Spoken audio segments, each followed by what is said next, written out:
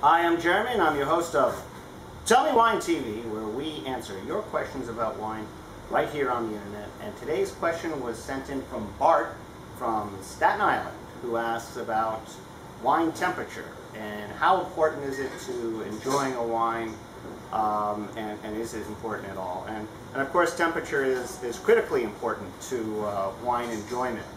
Obviously, white wine should be drank chilled, and red wine at room temperature. And some red wines should also be chilled. So it isn't kind of a black and white kind of an answer. Some white wines benefit from being a little warmer, I think. Here's one wine in particular which we've, I think, talked about on the show before, from Domaine Bellegarde. It's a Jurcon Sec. It's Petit Mensonge and Gros Mensonge.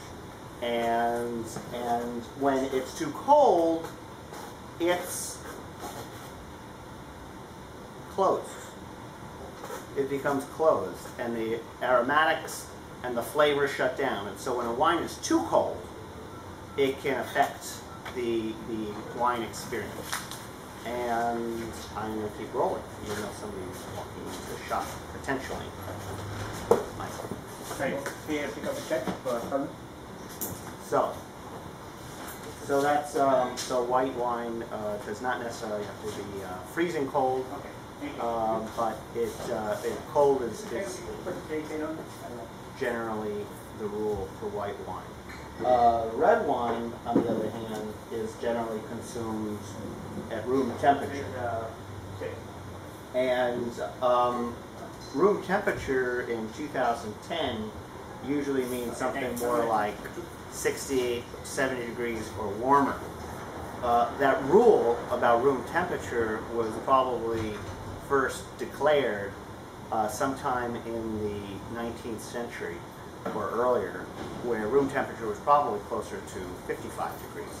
And that's really where you should enjoy red wine. It shouldn't be chilled necessarily, but it shouldn't be warm, 70 degrees. 70 degrees is far too warm to drink most red wines, if not all red wines.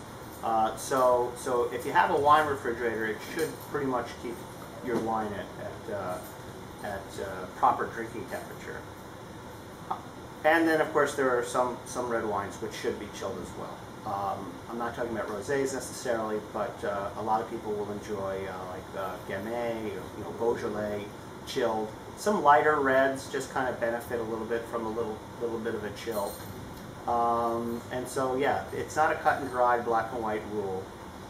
Another just interesting exercise for you to try is to take a wine, we'll just say a white wine, and chill it thoroughly, and drink it slowly if you can, and notice how the wine changes as it warms up. You'll notice that in the beginning it's cold and closed and shut down, and a lot of the aromatics.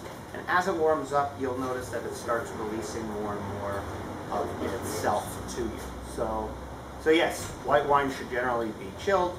Red wine at room temperature, which is not 70 degrees, but more like 55 to 60 degrees. And champagne virtually always should be chilled. So thank you, and I forget, Hart from Staten Island. Thanks for that question. And keep sending your questions in to Tell Me Wine TV.